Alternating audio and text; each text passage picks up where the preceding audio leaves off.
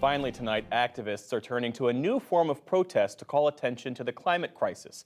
Over the past few months, climate protesters have targeted priceless works of art, making for viral moments that grab attention, but is the message getting through? Tonight, we look at how these polarizing protests could be both helping and hurting the fight against climate change. Visitors at the National Gallery in London stood stunned as two young activists glued themselves beneath an exhibit of Vincent van Gogh's Sunflowers. What is worth more, art or life? Is it worth more than food? Worth more than justice? The protest went viral, making international headlines. The environmental activists demand no new oil or gas licenses from the British government. Emma Brown, a spokesperson for Just Stop Oil, the group responsible, says the shock factor is intentional. There is that moment where someone goes, oh, security! And that kind of outrage that people feel is justified. It is shocking what we're doing. If we take action that people can ignore, so if we stood in a park somewhere with some placards and people didn't know about it, it didn't disturb them, they didn't even hear about it, that would be a completely ineffective form of protest. And these protesters are not alone. In the Australian capital of Canberra, activists scrawled blue marker across an Andy Warhol painting. We're in a climate emergency. Outside Berlin, protesters flashed mashed potatoes across the work of Claude Monet.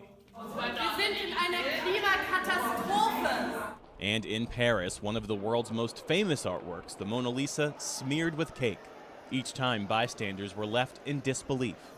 And headlines followed. But in the media coverage, most of the protests were reduced to acts of vandalism.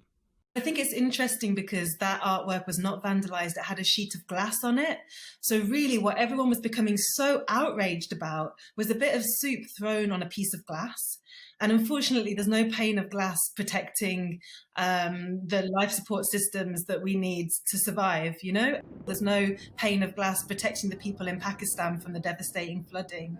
There's no pane of glass protecting the 146 million people in Africa that are suffering like drought-related starvation. Bill McKibben is an author and environmental activist who founded the organizations Third Act and 350.org. He says though previous climate protests have been different, he understands the underlying message in these new demonstrations. We live in an incredibly beautiful world, filled with almost unbelievable treasures.